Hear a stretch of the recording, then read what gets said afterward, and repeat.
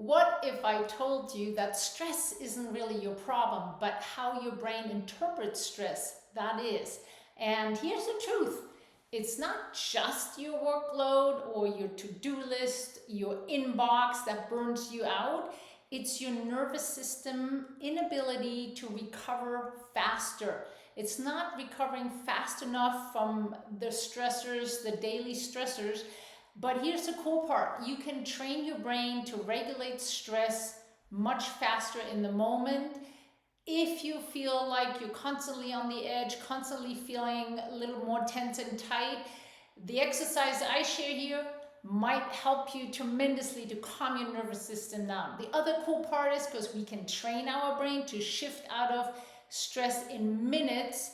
You do not need like long meditations, escaping to a spa. I mean, all those things are great, but brain-based exercises can really have a huge impact really fast. Welcome, I'm Heike Fallon. I'm a neurosports therapist, personal high performance coach, and I'm the founder of the NeuroHP method. It's a holistic brain-based system designed to help high performers, achievers, actually reach longevity at any age. You can start at any time and create sustainable energy, health, and performance. So for over 30 years, I've helped my clients overcome stress, fatigue, pain, and just that feeling of overwhelm utilizing exercises that are based in neuroscience, and they impact not just the individual areas, but your whole lifestyle. So if you're ready and you want to learn some effective skills to manage your stress, here are 5 strategies I'm going to share. So let's get started. And first thing is what you would never guess as far as a stress tool is your eyes. Your visual system is deeply connected to your nervous system. And when you're in stress mode, your eyes more likely kind of lock in. We get that tunnel vision, that narrow vision, right?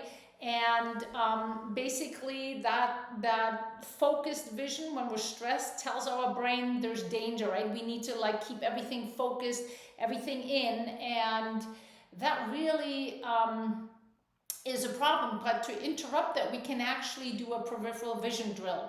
And the way that works is you literally just stand or sit wherever you are, find a focal point straight ahead, and you might just look out the window. I'm going to use my camera here right now, and all you're going to do is stare at a specific point and then start observing what you have on the outsides.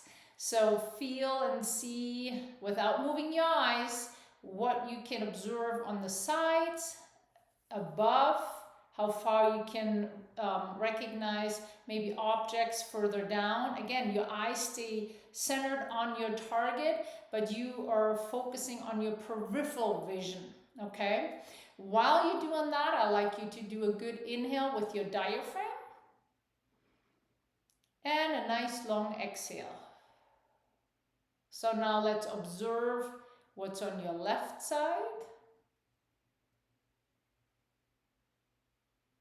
And you might make out specific shapes. I have a bookcase on the right here, so you might see which objects you see to the right now. See how much you can see above. Make sure you keep that nice calm breathing.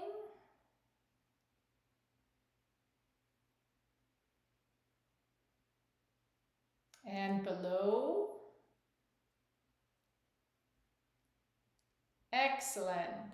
And you might already feel that you're feeling calmer, that you're not feeling that tension that you may have had before. So give that a try. The eyes are a fantastic way to calm the nervous system down fairly quickly. So do this on a daily basis. Do this before meetings, after meetings, when things are stressful. Just, sit, stand, stare out the window or something in your room and just pay attention to it and see how you feel after. Check in before and after and see how it shifts where you're at. So very fast, simple way to change your state at the moment.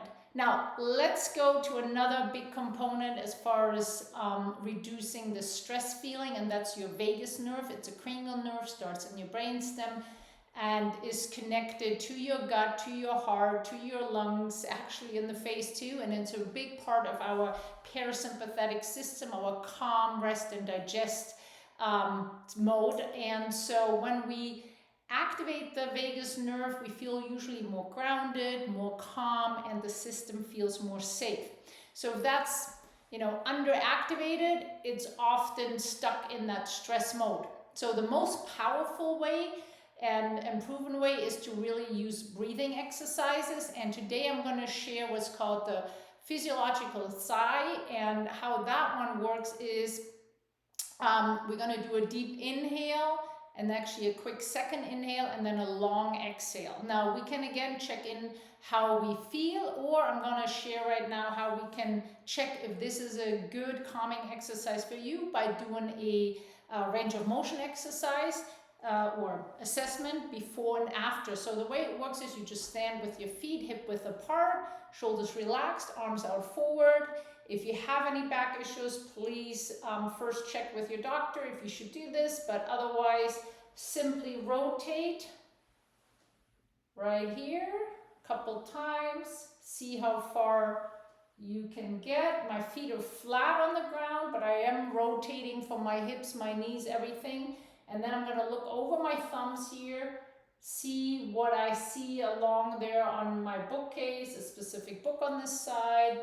Over that side I have my door. I can kind of look over my thumbs and see what's the target if I look right there.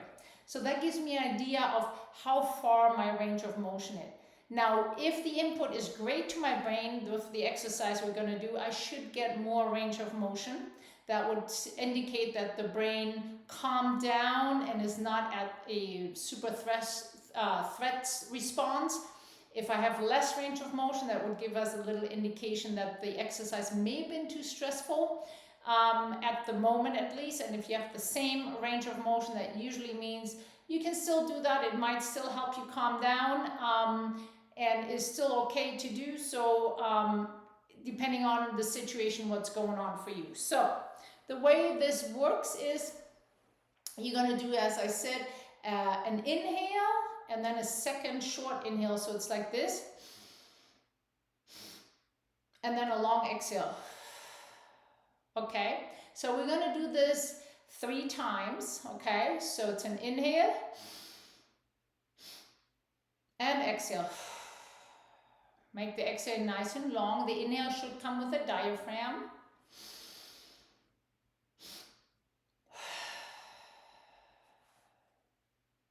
One more time.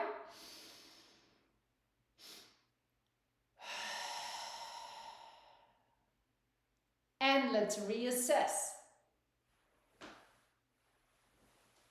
Yeah, way further for me. So I got way further when I rotated on this side, and I got way further rotating there. It also feels a lot lighter, my range of motion. So definitely a good input to my brain right now, because my output gives me more range of motion. That means my nervous system calmed down, and it was a good impact for my system.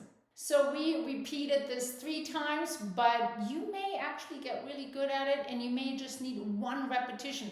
That double inhale and that long exhalation really tells your brain most often it's safe and you can trust everything, and that particular breathing pattern also helps offload a whole lot of more carbon dioxide. It also helps you regulate your heart rate, impacts your heart rate variability, and can really help you to restore and get more grounded in the moment really fast. So stress isn't just emotional, it's actually living mainly in your body. Oftentimes when we feel stressed, you might feel it in neck tightness or jaw. I have a lot of clients struggling with tight jaw, TMJ. Restless leg at night can be a sign that the brain is just overloaded in threat mode. And you don't need really that full workout to release the tension. Again, you need to really integrate brain-based movement. My favorite way for sure is to do mobility exercises or mobility drills. because they really stimulate your sensory receptors and tell your brain all systems are working fine and safe, and it's a good input into your brain.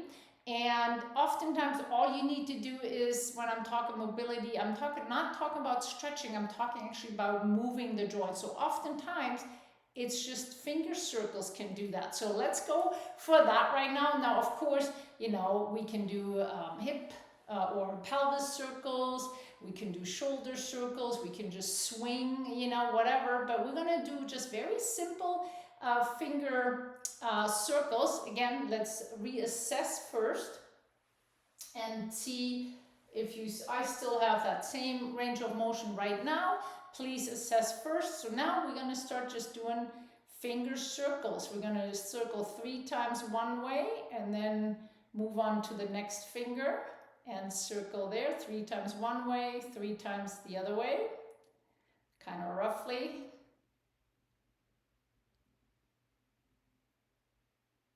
Good. And the pinky.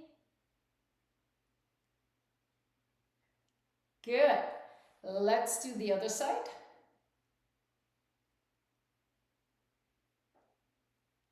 Good.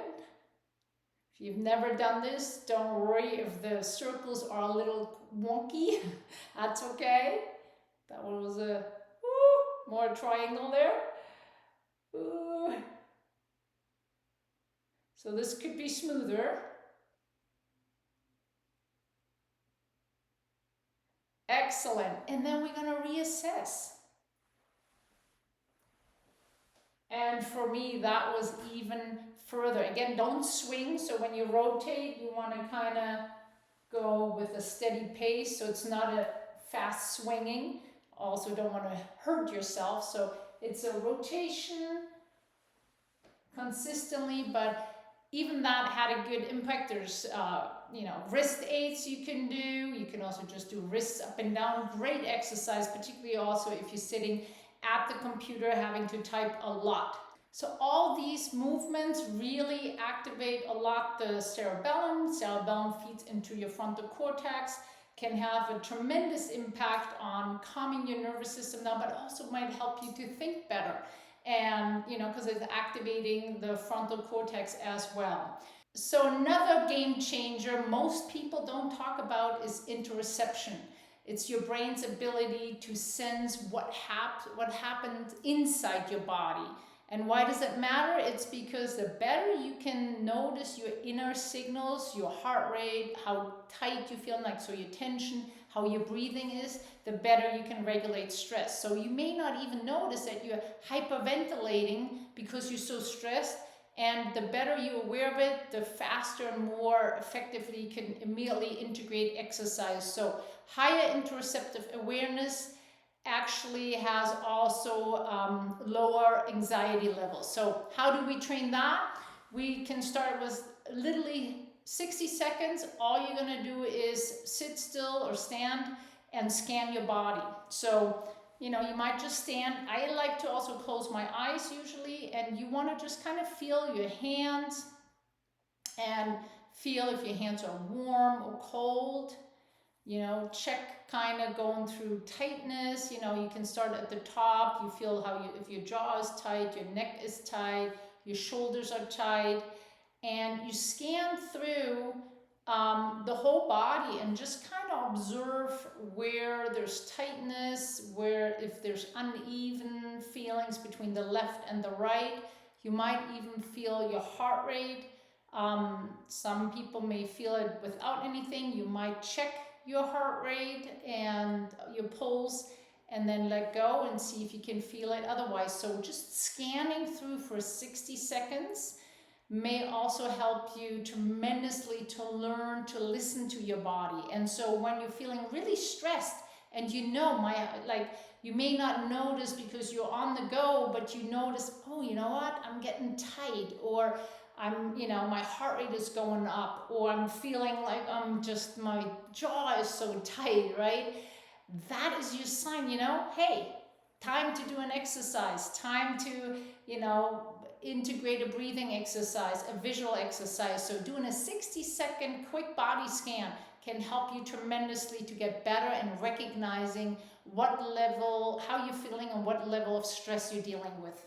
One of the sneakiest stress traps, though, is mental clutter. And I'm talking about when the brain keeps spinning and we have so many thoughts in there and we feel like it's just, we're so responsive, constantly reacting to others, and we're constantly on, and we need to really create space that helps us to cognitively offload. And what I mean is sometimes we need to just let it get out of our head in order to feel also physically better. So we can write it down, we can draw, we can speak it out loud, talking to somebody. You might notice that if you really upset or stressed, actually externalizing your thoughts by talking to somebody made you feel better, right? Because it can help reduce also cortisol levels. And so my favorite tool is though called the brain dump. And what you're going to do is you need a piece of paper and a pen, and you literally take a moment and you write everything down,